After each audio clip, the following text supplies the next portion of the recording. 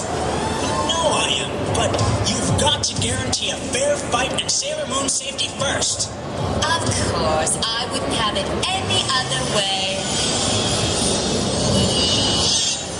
Well, come on then. Let's get it over with. You're wrong.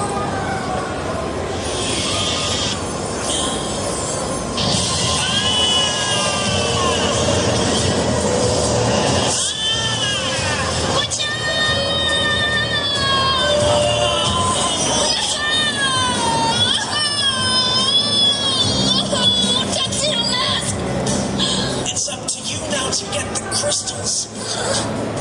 And I want you to know that I've always been on your side and always will be. No, please don't go. It takes control. That's Tuxedo Mask. Yeah, but I think we're too late. Dear, damn it. You can't go, you can't.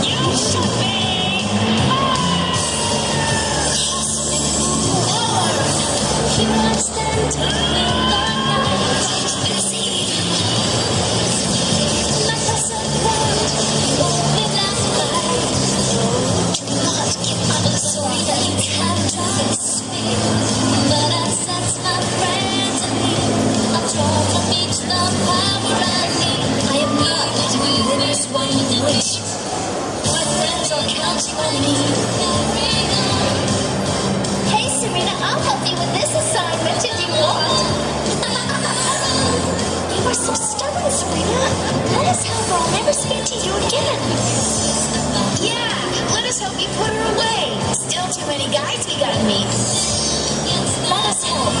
We haven't known each other long enough for it to end yet. I do need all of you. Please, help me.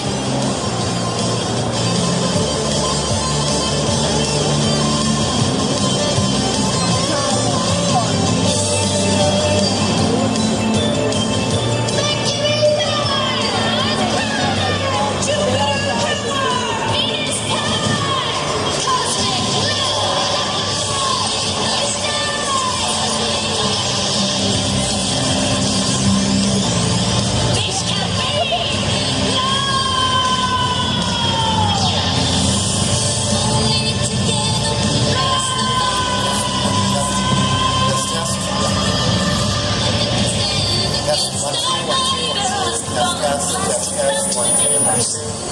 test. 1, 2. Can you hear me all right? The universe is safe again, thanks to Test, test. three of us. Test, test. 1, 2. Finally, we have a chance for peace. Can you guys hear me in the audience all right? Okay, awesome. Thanks, guys. Welcome to the Sailor Moon panel. Oh, give yourself a test. Test. A little bit louder. Still not hearing it.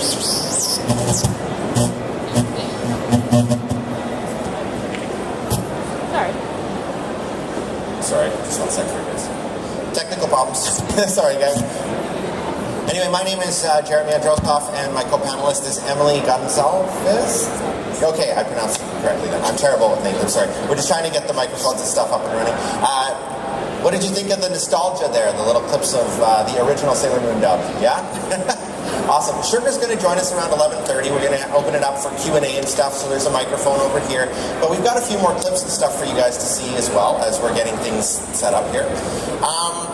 So, Sailor Moon wouldn't be Sailor Moon, the original Deke, and what we got in North America without a little bit of, I don't know if we call it a travesty, but there was this thing that Tune Makers was a company kind of associated with Saban, and they were trying to bring the property of Sailor Moon over to North America.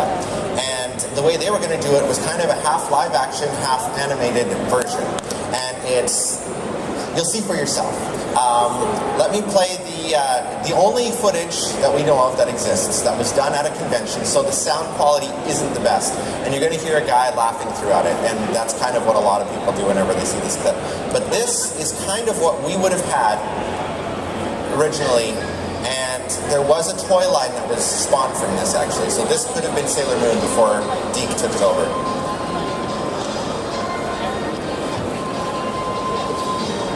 Can you turn it up a bit, guys? The music?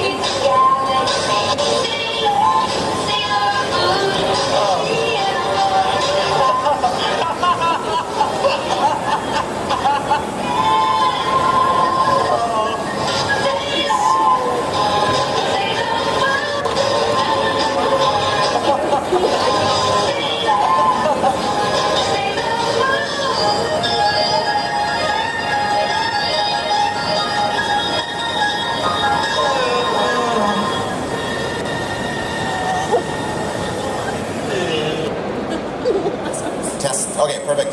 So, what did you guys think of that one?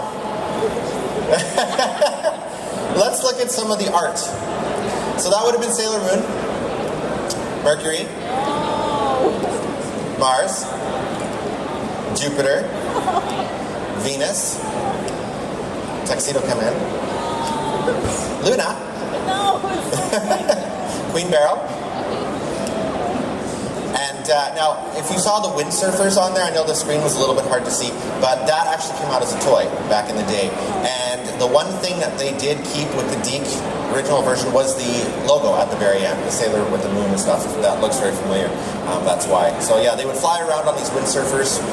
There is an actual full episode that was made of it, a long time ago. Nobody could find it.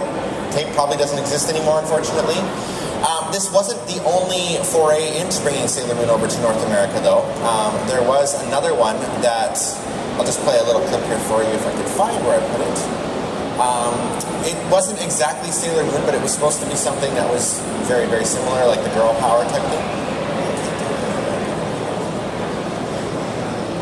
Oh, I know where it is. It's in here. Can you turn up the sound, guys?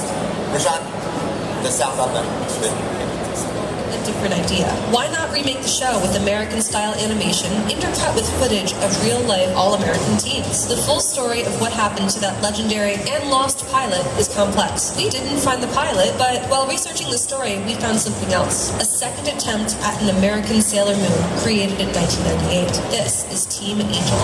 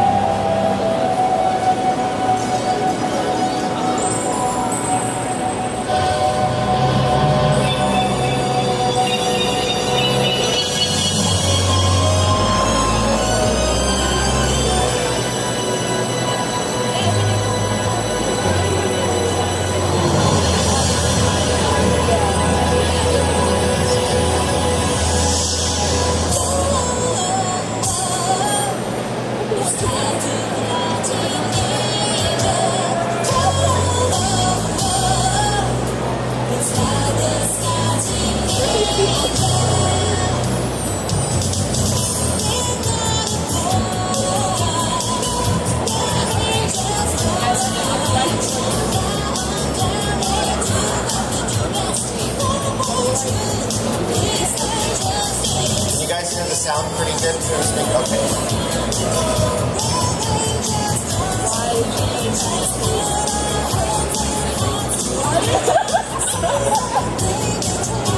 It's very Spice Girls 90s.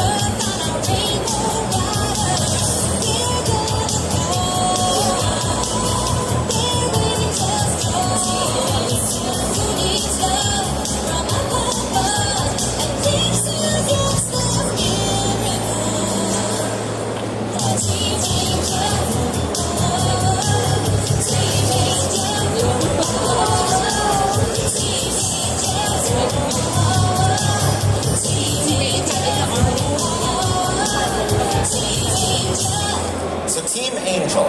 Team Angel, coming soon from Bandai Namco. Coming soon, and we never got it. So what did you think of that one? A little bit better than the first one that we showed? Just a slightly. Just cheesy. The 90s was a wonderful time. I know we all miss it. But aside from the the official stuff like these, there are some fan-made things out there. Now, how many of you know about the My Little Pony Sailor Moon crossover? No? Okay. I'm going to show you just a short clip of it. I just got to find the right place for it. There's a lot of in-jokes, but here we go.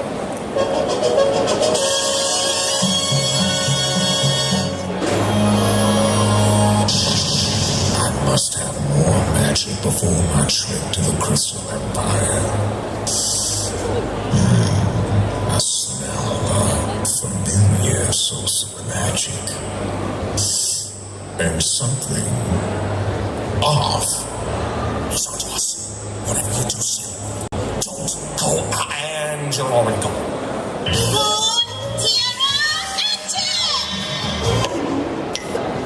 Who threw that? A horrifying demon of darkness should never... Whoa, bad case of Valentine there. A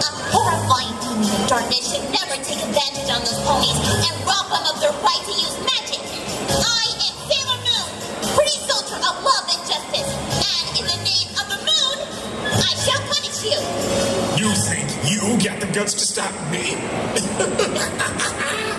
If you want to challenge me, you're going to have to use something better than this useless weapon. Sailor Moon, what were you thinking?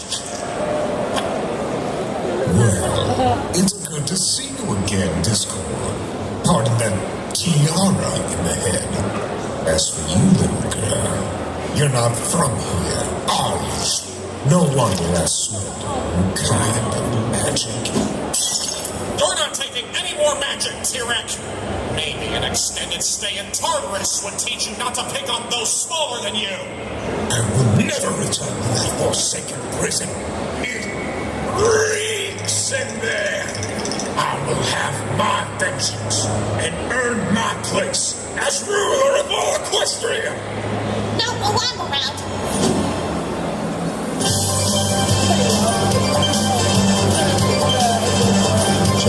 Check. 2, 2. Moon, spiral,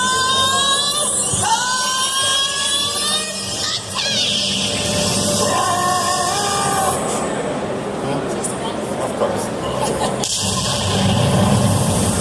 Whoa! Nice.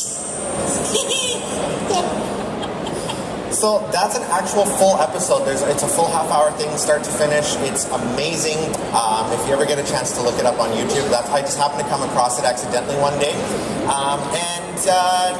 Aside from like that, there was a radio play that was released years ago called Sailor Moon Stupid. Does anybody remember that one? It's a 4-episode one. It's really ridiculous. They really made fun of a lot of the stuff from the original series, like Molly, for example, how they gave Naru-chan that Brooklyn accent. And so the evil Ted Turner turns Naru-chan into Molly. And then so she's like, I need some clam chowder over here. And it's like scaring the crap out of Sailor Moon and all. It's just really, really funny. Aside from the fan-made stuff, though, there's a lot more Sailor Moon-related content in Japan that we've never got over here. There's the live-action series that came out in 2004, and there's also the musicals, which have been going on for years. 1993 to 2005 was the original set of musicals. They did right from the Queen Barrel series. They skipped over R. They went into S, Super S Stars. They did kind of a crossover where Queen Barrel meets Sailor Galaxia, which was amazing as well. Then they came up with their own set of stories. There was an island adventure, and then there was a trilogy of vampires and aliens. They're vampire space aliens. So really interesting. When the musicals went on hiatus in 2005, it came back in 2013, and when it did so, there was an all-female cast. So now characters like Tuxedo Command and all of them were played by females, and it was really, really well done. At the beginning of the panel here, I played a little bit from Sailor Uranus and Neptune's song. I'll do it again just because a lot of you came in afterwards, but this is Eye of the Storm, and this is from the Sailor Moon S musical in 2015. 1, 2, 3, 4, 5. Mic test 1, 2. Mic test.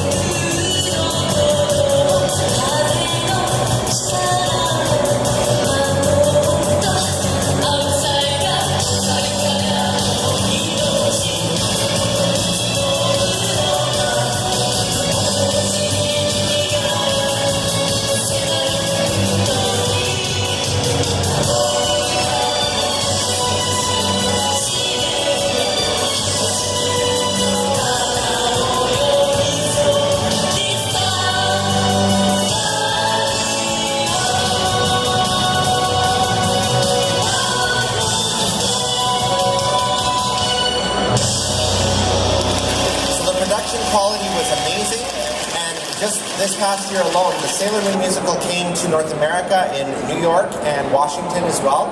I did not get a chance to go, but did anybody in the audience get to? No? It's a different version. Can you turn this mic up, guys? Can you turn it up a little? Sorry, guys. Technical difficulty. Test. How's that? Okay. A little bit louder? All right. Okay, awesome. All right. So so that one that actually came to North America is a different version. So it's a different cast, and they actually have 3 versions of the casts. And they have it's like star and heart and yeah. So they had different versions, and they also did in France. In France, yes. So they were there first, and then they announced the 2 American shows. So hopefully we'll get to see it in Canada at some point. The really neat thing about that too is the actress that played Sailor Pluto in the newer musical rendition played Tuxedo Command in the newer one that they showed in North America. But our guest of honor has arrived, everybody. Please welcome to the stage former Minnie Moon, Sailor Chibi Moon, from the Cloverway English dub of Sailor Moon S and Super S, Miss Sugar Lynn Beard.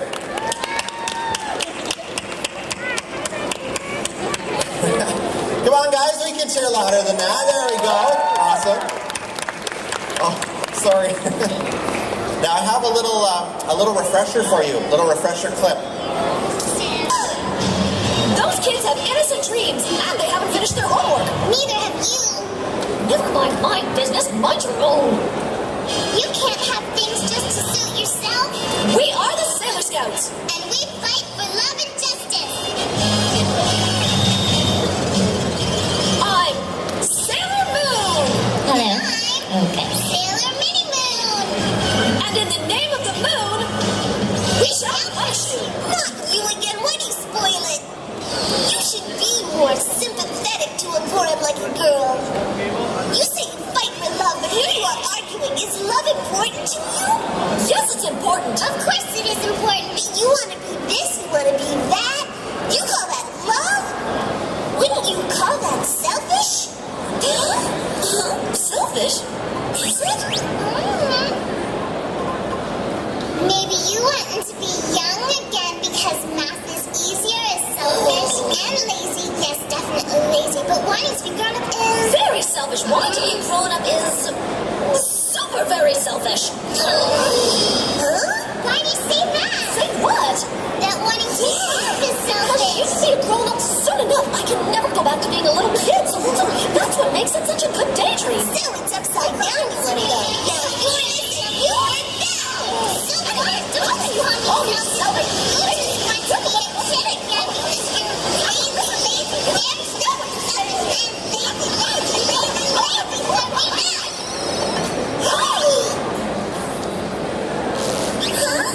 Here's your dream come true, am I right? Are you right? Not at all. Sailor Minnie Moon, let's turn back. Minnie Moon, you're just so big. Damn.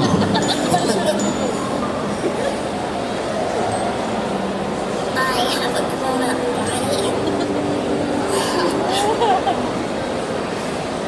Sailor Minnie Moon?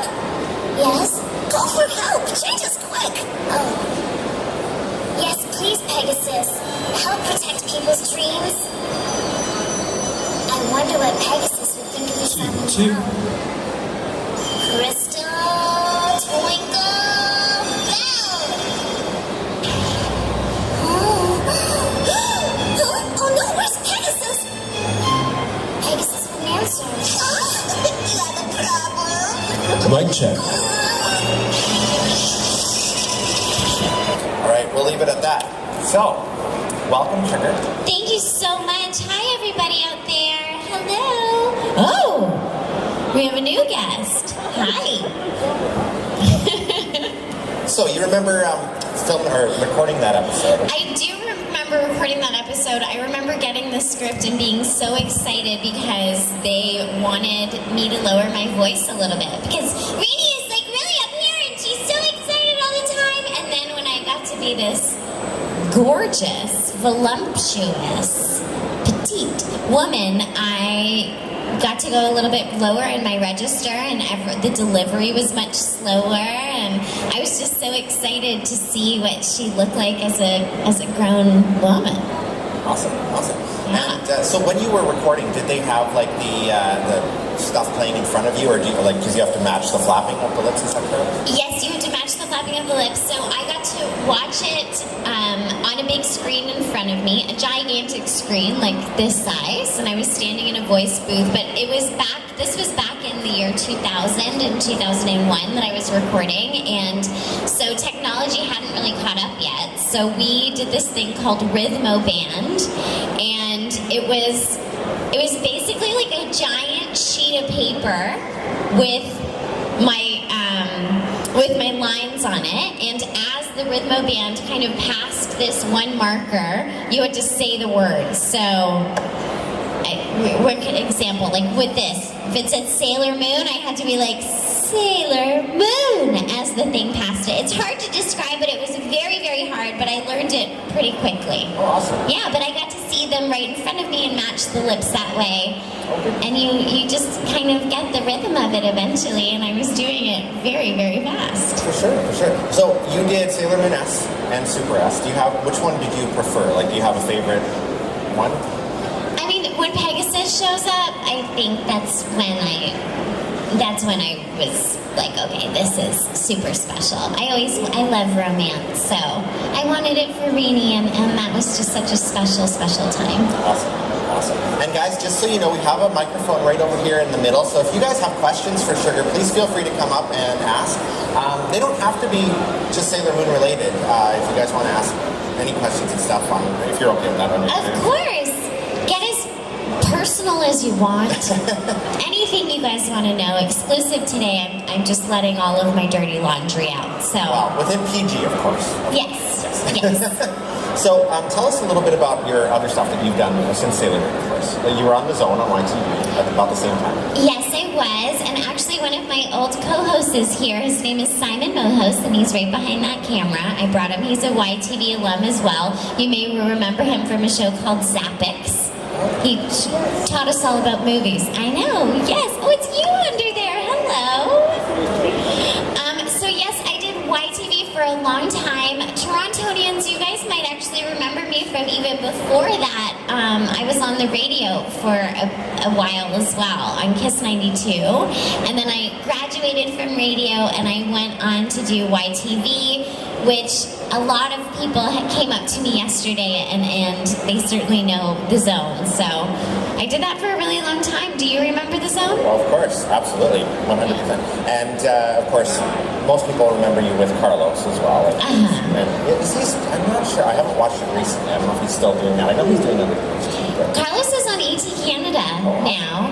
He's out there traveling the world and talking to celebrities. So that's what he does. But I think he's also still hanging at YTV doing some stuff on Sundays, maybe. But yeah, he's still out there. He's still repping hard for YTV, as he always will. I think he just doesn't age, and he maybe will be there for the rest of time. I'm not positive. Well, you don't age either, so. Well. Now, you got to play Sailor Moon, of course, and you recently got to play a villain. I did. How was that? I was a villain on The Flash. Has anybody seen The Flash? Yeah. Yes, in the orange. Hi. The Flash was an incredible experience. I mean, being part of the DC world was very unexpected for me. I had always pictured myself as a villain in my head, but I never thought that people would let me do it. And so when I got the call, it was to play Becky Sharp. And the previous season 4 of The Flash it was very, I think it got really serious for a while, and the audience really wanted to laugh. And so the creators decided to call me and bring me in to play Becky Sharp and, give some funny moments to the show. And Becky was very funny. One of my favorite scenes was she goes to a coffee shop. It opens with her at a coffee shop, and she tells him, like, I can't have milk, like, don't put milk in coffee. And he's like, yeah, you won't get milk. But then I take my first sip, and clearly there was milk in it, so then I had diarrhea. And then I rushed home to go to the bathroom, and my boyfriend was there cheating on me. So Becky Sharp was just having all of this bad luck, bad luck, bad luck, bad luck. And then she got hit with some meta powers, and it was incredible because her superpowers were that she can control the luck around her. And suddenly, everywhere she went, everything and everyone around her had like a strike of bad luck. But then it got even more intense. The character did really well, and they invited me back, and my body was taken over by the Thinker, and I got to become DeVoe. And he was like the main bad guy on the show. You may know him from the comic books, and it was incredibly hard because I had to be the smartest person, not in the world, not on the planet, but in the universe. So in the galaxy, this character was so smart, and the words were so hard. And it was just like a really challenging acting time, but I love how it came out, and I love DeVoe, and I just love that show so much. Awesome. Now you've done some adult stuff too, Sausage Party. Yes. Mike and Dave Need Wedding Dates. Yes. You were one of their sisters, right? Was it Mike's? I was Mike and Dave's sister. Oh, they're Both okay. of their. Have you seen it? I've seen clips. I haven't. Oh my gosh, you I need to watch it. It's so funny. Awesome. I know Yeah. the clips I've Have you seen it? Okay, here we go. I'll sit closer to you. So, what if you had to choose? Which would you prefer, voice acting, or like live action acting, or do you like both of them pretty much the same? Right? Wait, you said if I have to choose, like I don't have a choice. I have to choose. Okay, we'll say that. Life or death, I have to You have to choose choose. between voice acting and live action. Sure, we'll say that. That's tough. I'm being mean today. Voice acting. Voice acting. Yeah. Awesome. I pick voice acting because you're kind of like in your own little world. Oftentimes you're recording by yourself, and so you really just let loose and you get to be wild and crazy in that room. And like when I'm doing my voices, I'm flailing my arms all about and doing really funny faces, and I also get to be 1,000 different things. I feel like I'm not very limited in who I get to play when I'm being a voice actor. You know, as a voice actor, I can be Baby Carrots in a movie like Sausage Party, or this week I'm recording the voice of a little boy, and you know, that's not stuff that I would get to do as live action. I mean, maybe I could play a carrot as myself if you paint me orange, but I don't think it would be that believable. So I feel like, you know, there's just so many great options as a cartoon. Yeah. And last time we met when you came to Anime Revolution in Vancouver, you had another movie, For a Good Time Call, that came out as well. I did see that one. That one was also hilarious too. For a Good Time Call is such a sleeper hit. Has anybody seen For a Good Time Call? Hey, Sammy! For a Good Time Call, it's all about these two girls in New York who start a sex phone line business, and it's very funny and very raunchy, and I play an undercover Christian who shows up and tries to take down their phone sex business. But before I reveal myself, I am a very, very weird choice for a phone sex operator. The dance on the pole, that was amazing. How was that? Like, did you just do whatever? Really good. Really good. I actually played a stripper last year, and I was thinking back to For a Good Time Call because that was my first practice on the pole, and then when I got the stripper role, I was ready to go. Awesome. Now I have another question kind of related to Sailor Moon. When you were on the radio, Yes. I think it was around that time, there was the song Sugar Baby. I'm Sugar Baby, the real Sugar Baby. All you other Sugar Babies are just imitating the won't the real Sugar Baby. Please jump up. Please jump up. Please jump up. I had some Midol before this, and it's finally kicking in. So tell us how that one came into be. Like, it's a parody, obviously. It's a parody of Eminem's The Real Slim Shady. And I'm a parody artist too, so I love that kind of stuff. So I really like hearing that, and you know, a lot of people online, they hear that and they're like, oh my gosh, that's Sugar, like she's actually singing this. So what propelled you to do that song? Like, what made you want to do that? Well, I was working on the radio at the time, and the program director said, you better do something splashy. And I had 2 hours to think of something that would be a big hit on the radio, and Eminem's The Real Slim Shady was a huge hit at the time. And so, hi, I see you watching me. What's up? I like your green shirt. Don't act like I don't see you. Anyway, so I was on the radio at the time, and they were like, you gotta come up with something flashy. We need something that'll be big. And Eminem's song was huge at the time. And so I sat down with one of the interns, and I was like, I gotta come up with a song. And The Real Slim Shady, we wrote it truly in 2 hours, recorded it that same day, and the song went #1 on the station for the summer, and I got to open for Destiny's Child with that song. It was #1 in the Philippines at the consecutive time, and then we got a cease and desist letter from Eminem himself. Oh no, I was just gonna say, did you get to meet him? But no. Oh. No, I got in big trouble by him, but I'm very proud of that cease and desist letter. I feel like I'm, a legitimate rapper because I have beef with Eminem. So it basically should be in Source magazine. It'll come out one day. I'll be on a talk show, and it's gonna be great. Awesome. Let's give her a round of applause, guys.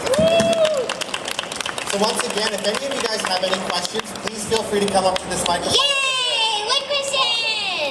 Woo, woo, woo, woo. And please speak clearly into the mic and introduce Hello, everyone in the convention. Come to where I am.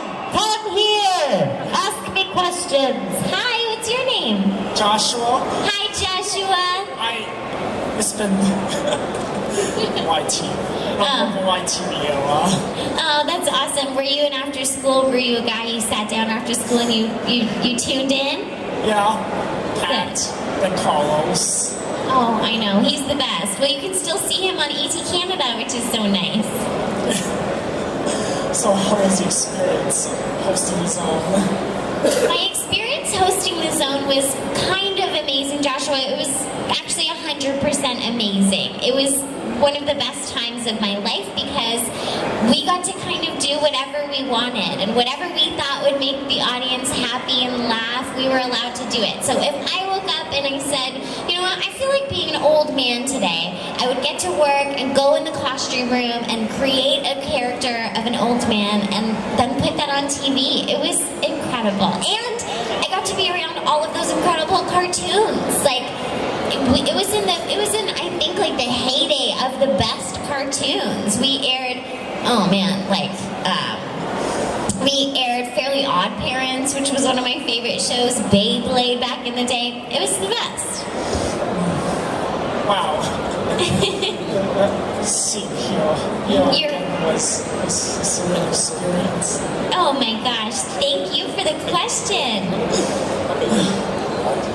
I still remember those old days. Can you speak a little bit closer to the mic? So, I also recall we had the group called Nuclear Donkey. You remember Nuclear Donkey? Yeah. Yeah. I think I was there watching the Zone until you left and Carlos took over as sole host. Wow. Well, Nuclear Donkey, which you mentioned, was definitely one of the highlights. I think Carlos and I, if we could have, we would have recorded full albums and released albums every year. One of my favorite ones went like this. Z-da-do-da-da-da-dee, step in time along with me. Oh, and then it went. My voice is real, know the deal, I'll squeak my way to the top. Everyone knows these sweet tones, just ask your mom or your pops. From Peru to Perry, y'all gonna know who I be, cause I be spitting it down from country to country. S-U-G-A-R on your radar, guess your friends in the loop. And if you don't know the deal, well you better give them the scoop. My height is 4'11", my voice is sent straight from heaven. And if you wanna be down, well you better pay close attention, cause that's my favorite. Wow, it was Thank you. Thank you, Joshua. So, the Zone. Can you tell us how big the studio actually was? Because it looked, as a kid, it looks fairly big but then certain camera angles, it made it look really small too. So how It was tiny in there. It was so small. What do you think, Simon? Yeah, it was like that big. Oh, wow. It was teeny tiny. All that could really fit in there was me, Carlos, Simon, maybe one guest, and then a cameraman. Oh, wow. That was it. And he would be crunched up in a corner and filming us. But it certainly felt felt like a very big room on television. Was it on a soundstage and it was always sitting there, or was it something that shared space with, like, say, some of the other segments that they would do? No, the zone had its own special space in a different wing. So like Zappix, which was Simon's show, was on the other side of the whole building, and it was on a soundstage, and that one kind of like moved around. But the zone was this little kind of cave of a room, and we redecorated it. We refurbished it while I was there. But the whole idea was that it was supposed to look like the inside of a subway train, like a super wacky and weird subway train. Okay. Yeah. And the zone's been around for a long time. A very long time. I mean, there was PJ Jenny back in the day, and PJ Phil. Snit was a big deal for a long time. What happened to Snip, by the way? He was gone by the time you got there. I think Snip moved to Hawaii. Awesome. I know. He's probably living it up there. He's living it up there. I heard his skin is getting pretty bad. Oh, yes. I know. It's very hot there. It's very hot there. It's kind of made of, like, gum. He's made of gum. Don't tell him that we said that. But he's made of something that's not meant for Hawaiian weather. Of course. So. Does anybody else have any questions? If you do, please come up to the microphone. Yeah. Oh, good morning, Sugar. Good morning. Nice to see you again. My name is Jay. I've been a huge fan of the show since I was a little girl. Like, by the time I had no cable, I didn't have Teletoon. I used to like Teletoon, but my mother couldn't afford it, so instead, after my after-school one, I took advantage of watching the zones. Awesome. I loved watching Pokemon, yes. Dragon Ball Z, and the best. Digimon, yes, mostly, and the Rugrats back then. Ooh, I love my the first Rugrats. Nicktoon show since I was a kid. And yes, I do remember Simon from Zappix. Yeah. And Big Fun Movies, I still call them Zappix. Yeah. My first, one of those 3 hairy thumbs up one. Yeah. You know, this is not going nowhere, man. And yes, I love the Subway one. Awesome. Thank you, Jay. Just as much as I love the newer version of the Zone. That's I really missed you so much. Like the Sugar and Carlos routine. I wish I could write a letter, but I couldn't. I was too busy doing martial arts, and most of the time my activities from 5 o'clock to 8 o'clock. I was too busy doing activities. Well, that's good. You know, we always said it was important to get out and get active, so I'm proud of you for doing that. And Jay, you know, even though you couldn't write a letter, we felt your love. We knew, and we still know. Yeah, I pray to God to that. Buddha and SpongeBob. Well, thank you very much. No worries, man. Like, break a leg. Keep up the good work. I already asked the questions, like, what's your favorite color and what's your favorite food? Do you remember what my favorite food was from yesterday? Hamburgers. Hamburgers. And your favorite color? Vert, as in green. Green. You got it. Nice, Jay. Hey. Well, thank you so much. Sure, yeah. And I'm sure I'm going to see you around and we'll get another hug. Yeah, take good care of yourself. I'll see you downstairs. Okay. Domo arigato. Domo arigato. Thank you. Hey, what's up? Hey, what's up? I just want to say, big fan, been a long fan, and I want to ask you actually a quick question. Did you enjoy hosting the Zone more, or you want to be an actress and doing all these movies more? Like, which one was a better experience for you?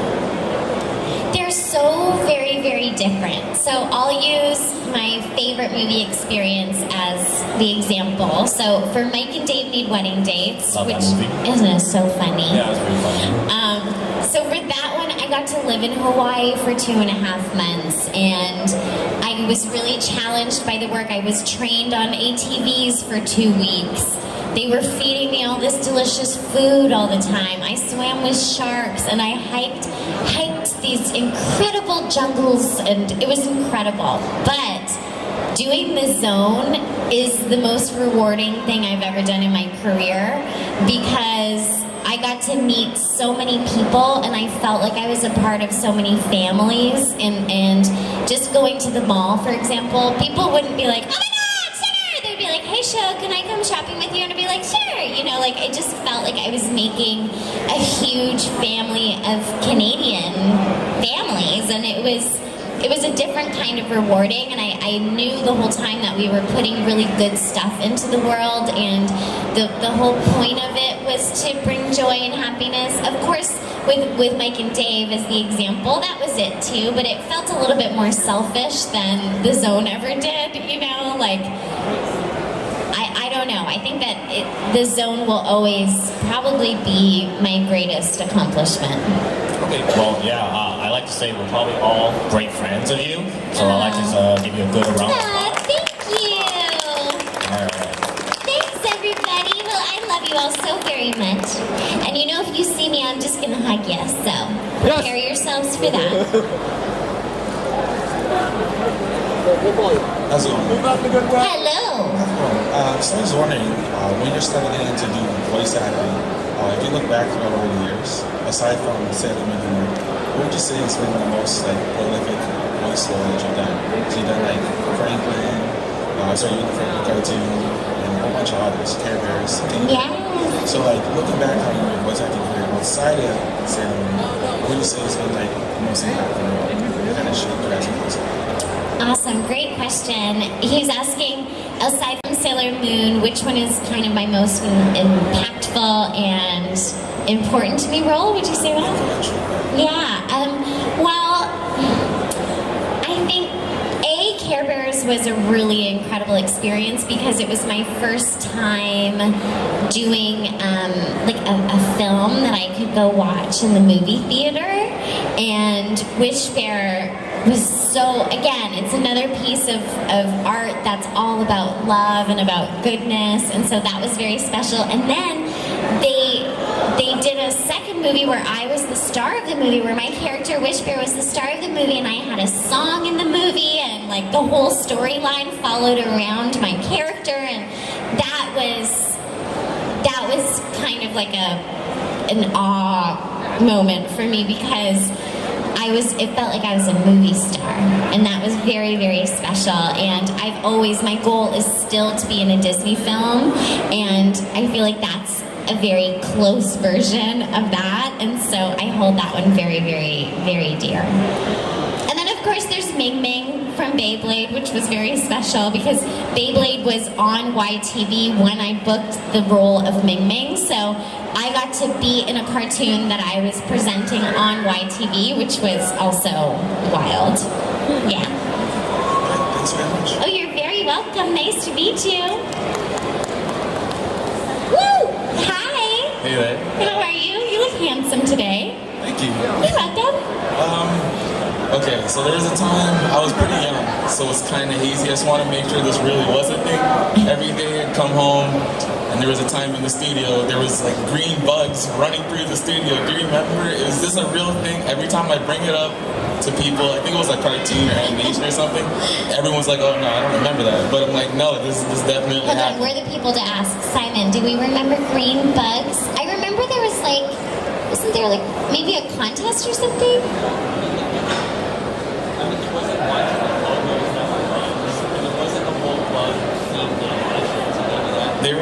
I just remember it creeped me out a lot, and I used to jump on the couch when if they're running through the studio, they're gonna run through my living room. I can't do it. I just wanted to make sure that really was a thing. There were definitely bugs around that maybe you transformed into live bugs running at you in your living room. Imagination. I was a kid, but honestly, I just wanted to say, really big part of my childhood. I saw you a lot when I was growing up. You're a part of all of my favorite shows. It's really glad I got to meet you. So awesome to meet you. Thank you. Are the bugs still haunting you, or are they gone? No, they're gone. Good. We're good. Great. Perfect. I love our supportive crowd that we have here today. Hi. Hey. How are you? Good. How are you? Oh, you look great. You look different today. Yeah, I like I it. just look different. I wanted to ask you, I didn't get an opportunity yesterday, but before you were discovered as a voice actress, was there anything else you were hoping to do? Like, did you have a clear plan in mind, or you were like one of like me, like I just didn't know what the heck I wanted to do, and just a bunch of things? So. That's a really great question, because I think about it often. I think about how I ended up where I am in my career, and at the time, like, everything really started when I got the space on the radio, and it wasn't something I was trying for. I actually wanted to be an animator. I wanted to go to Sheridan College, and I wanted to draw, and that was my real idea of what I wanted to do, but I couldn't afford to go to school. I didn't have any money, and so I needed to take a year to work.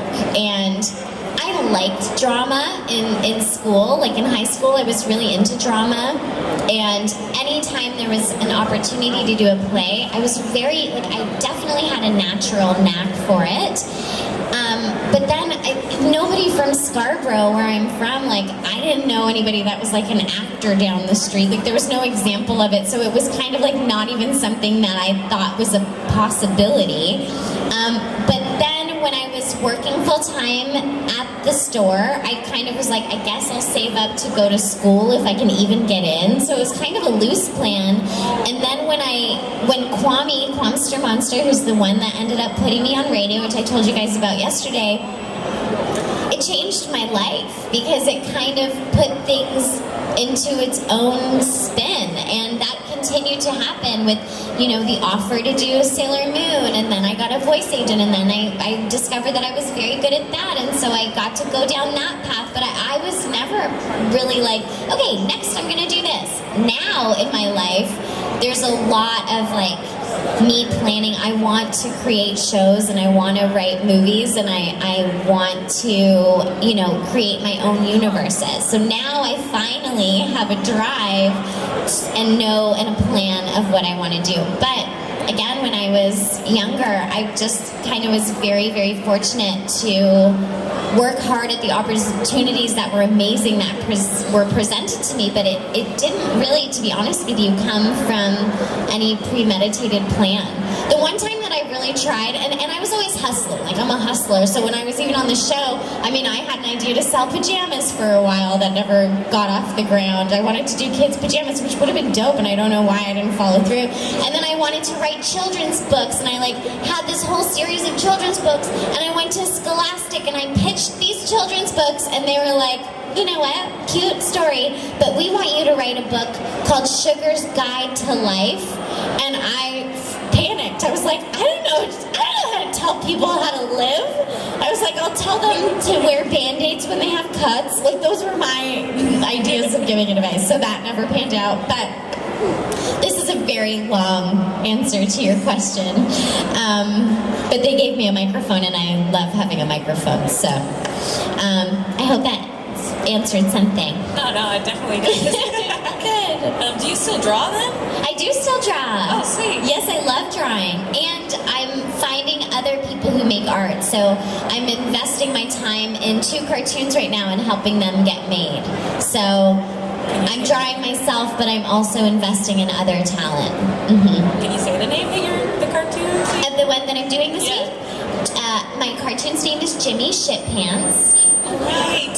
Yes. I play Jimmy Shitpants. He has shit his pants. His name is Jimmy. He's 10. And he wears a towel around his waist to hide it for the entire show, which I think is genius. And I can't wait to meet him on Monday. He sounds like this. I'm going to practice while I have this time. He sounds like this. Yeah, so I shit my pants the other day. Yeah, so I'm just gonna wear this towel around my waist. It's gonna be good. I'm gonna need a lot of water. Thanks, guys. Thanks, Simon. That was a great answer. Awesome. Great. Thank you for the great question. Crawl over here. He's gonna be so good. Hi. Hi. How are you? Oh, you look beautiful. I just want you to bring me breakfast in bed.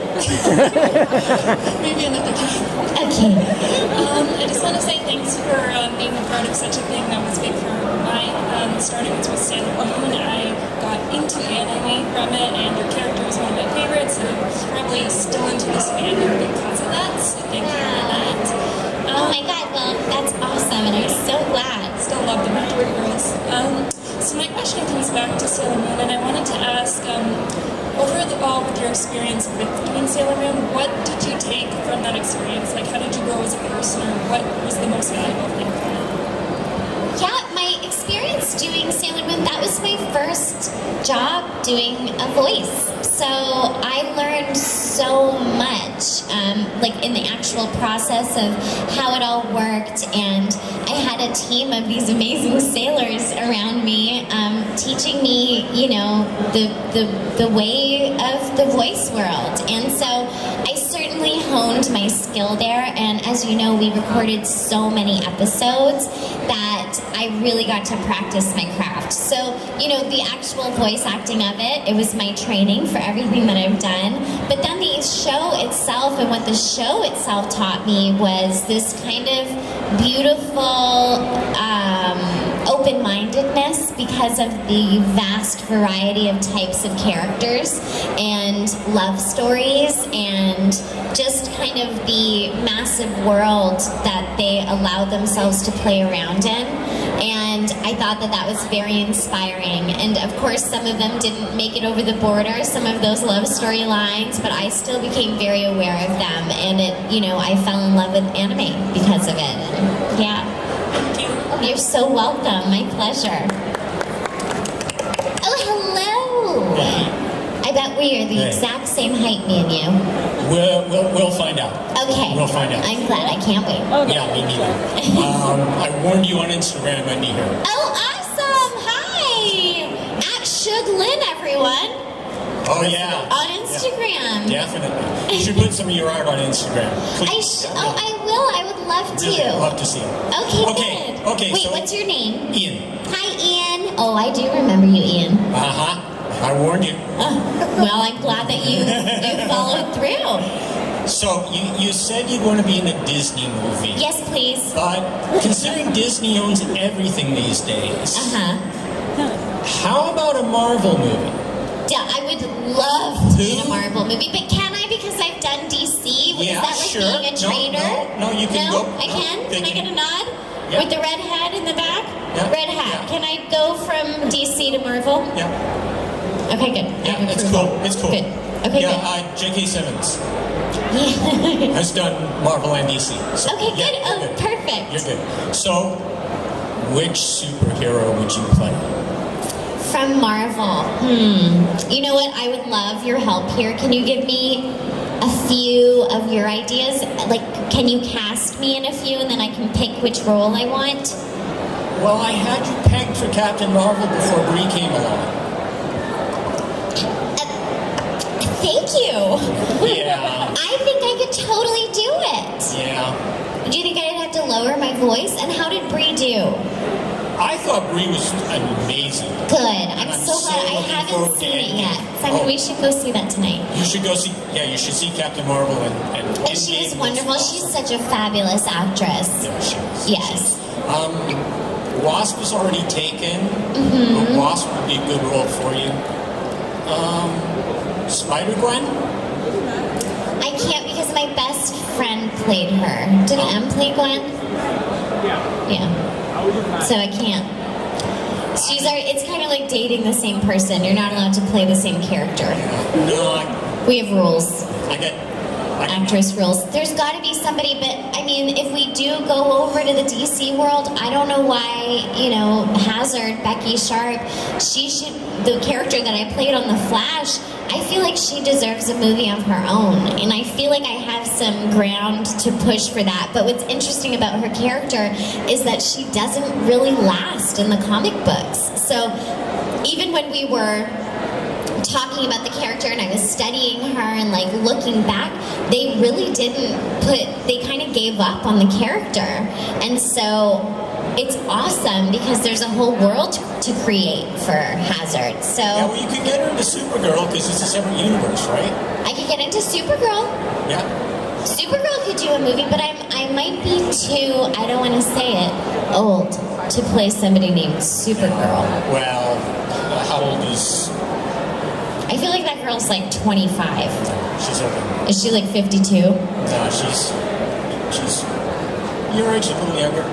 Yeah, okay, all right. But I'm going to think about it, and I'm going to figure out who exactly I need to be, because I do.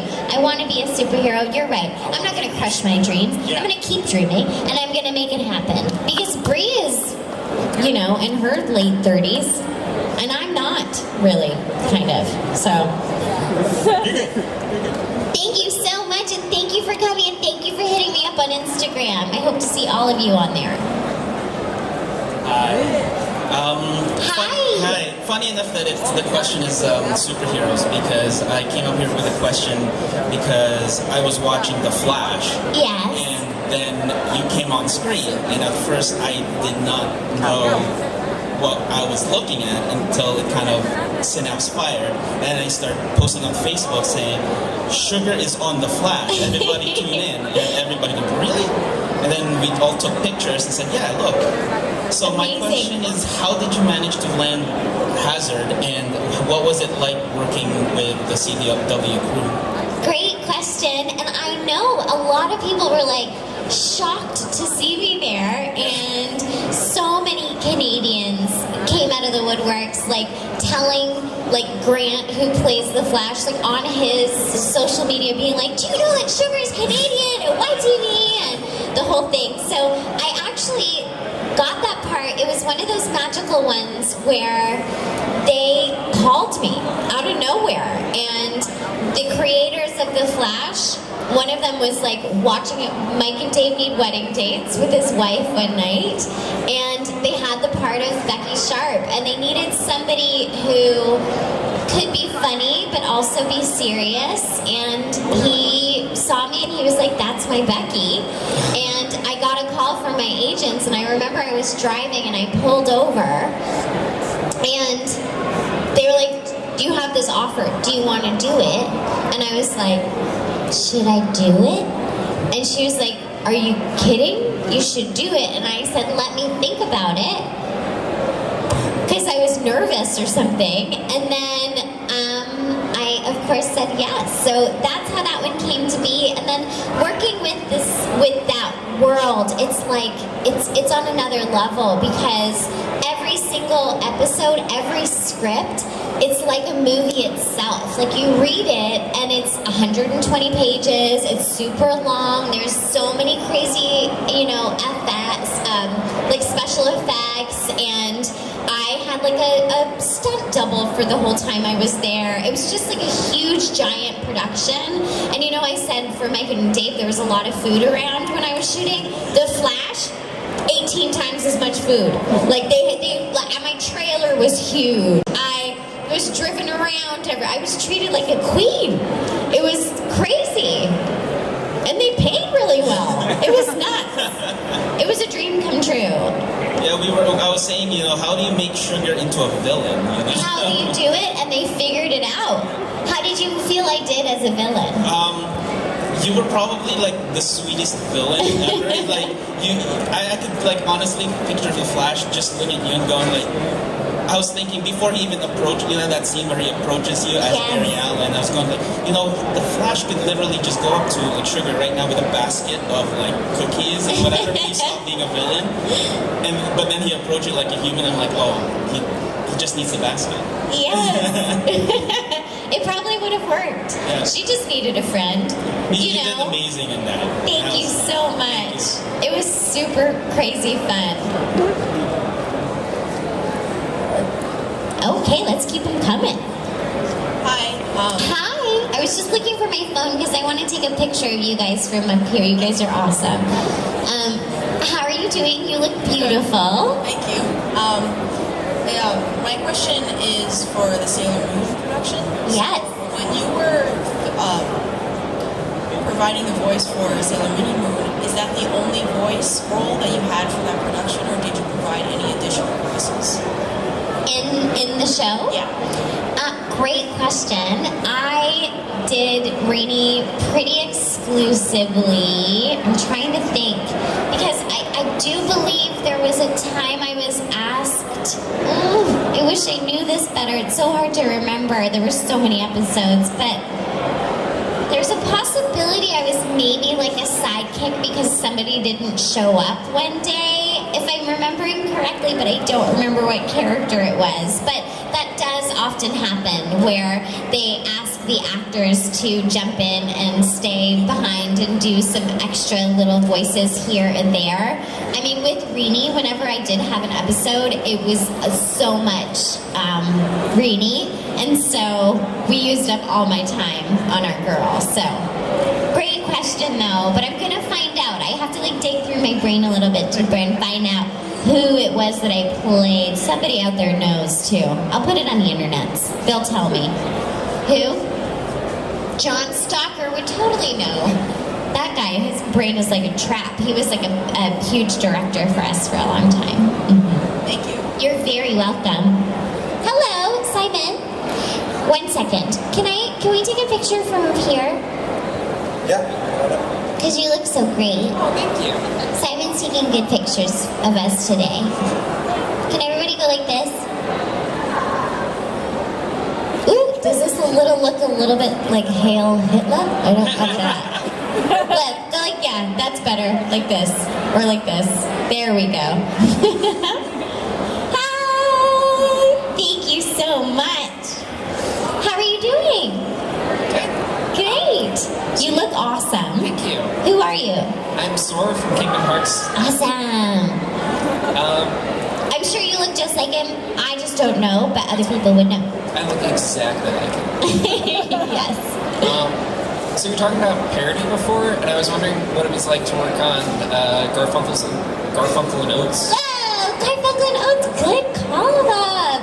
I mean, that episode was so fun and so funny. So for those of you that don't know, I was on this show called Garfunkel and Oates, and Garfunkel and Oates is Kate McCucci and Ricky Lindholm, and they do like a comedy parody band, right? That's what you're saying? And I got to act on their show. They had a show on Comedy Central or FX, and I got to play the porno version of Kate McCucci's character, and we did a song called "Come on Me," which, I'm sorry, I said that with the wrong, I put the comma in the wrong place. It was "Come on me."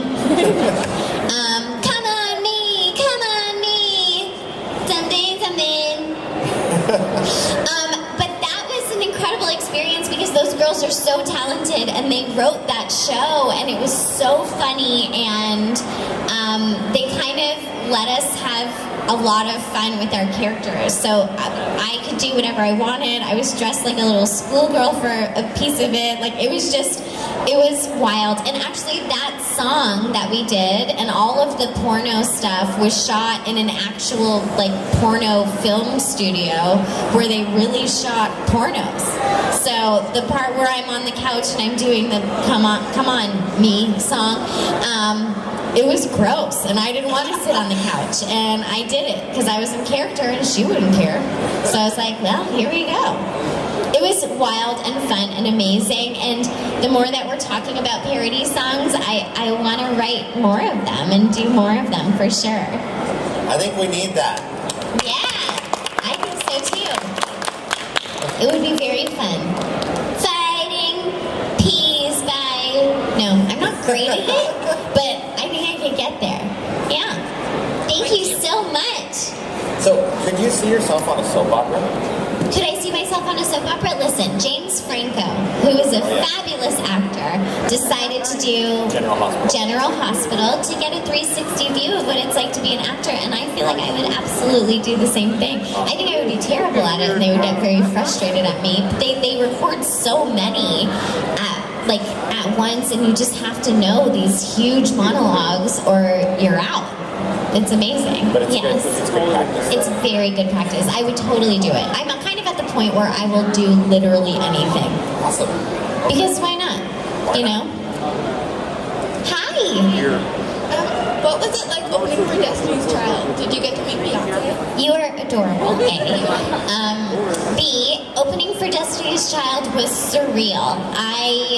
It was kind of like at the height of Kiss 92, and we were at Canada Canada's Wonderland, and there was 20,000 people there. I had never, I had performed the song, I think, twice in public before that, maybe, and the station got me backup dancers, and I can't do choreography. Like, I can dance, but I can dance, like, in the back of a hip-hop club. That's kind of it for me.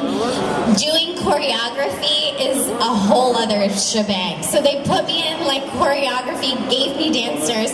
I practiced with them for 3 weeks, and then I got on stage, and I was like, girls, I'm not gonna dance. I'm just gonna rap at the front of the stage. So you guys do all of the dancing behind me. Do not expect me to dance. But it was incredible. I was looking out into a sea of 20,000 people. Everybody, it was nighttime. Everybody had their lighters in the air. It was so incredible. And there's footage actually on the internet somewhere of the performance. And I'm completely offbeat. My voice is like higher than it usually was.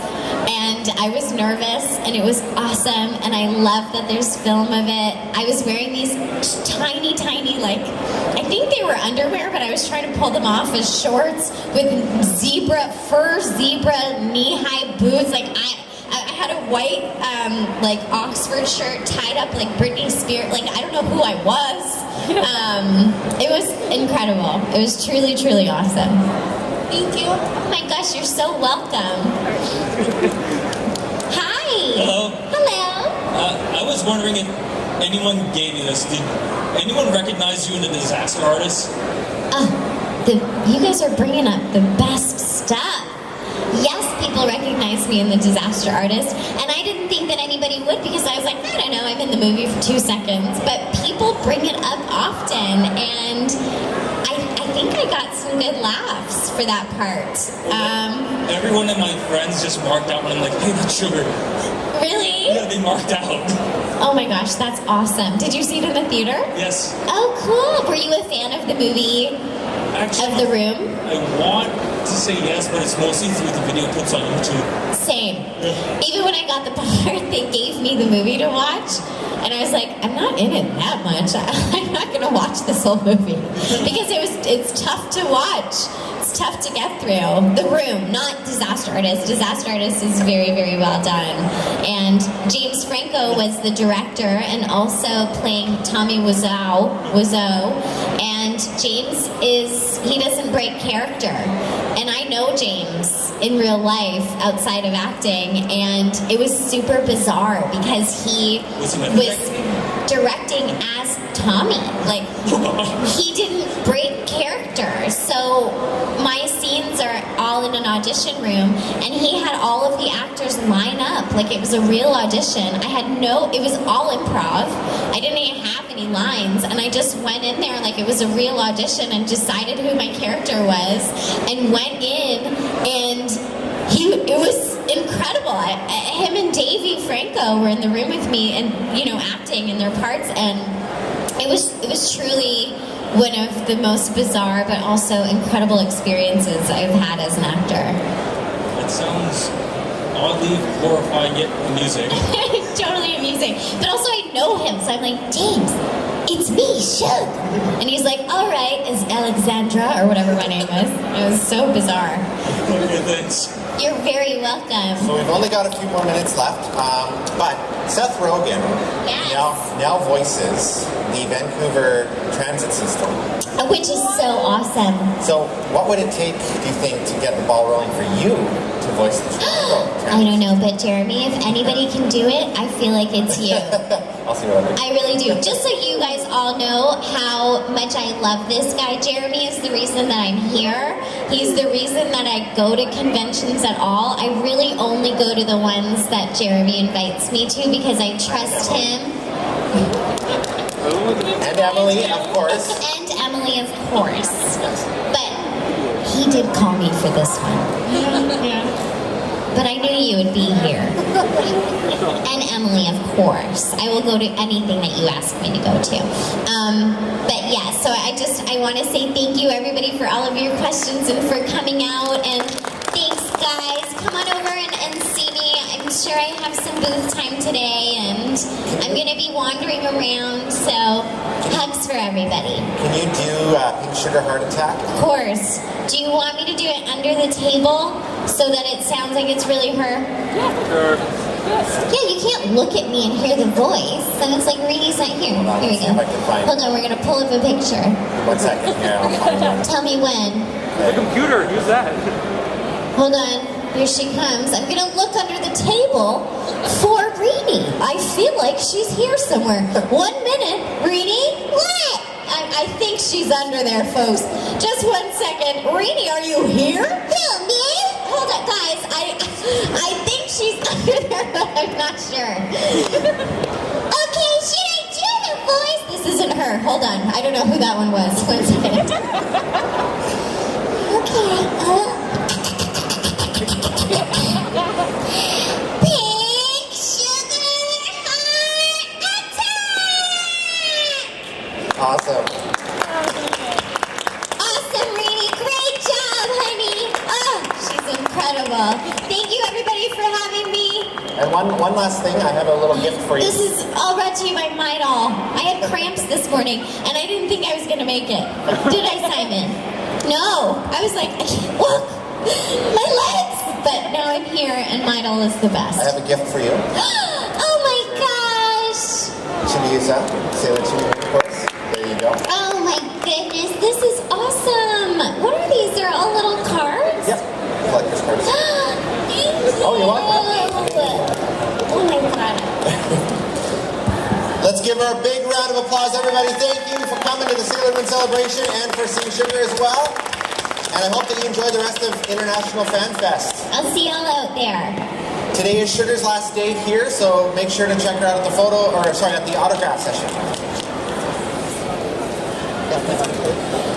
Also, if you come by the Pretty Heroes booth, we have some Sailor Moon posters that you could bring to be signed by Sugar later. It's just over in the next aisle. So it's very easy to find us. You just basically go around the corner here. And we have lots of free stickers. We've got Keep On Chasing Sailor Moon stickers and tote bags. And we have Every Girl Can Be a Hero stickers. Awesome. So we're going to play out with the video while we finish up here, guys. Thank you so much again. Have a great day.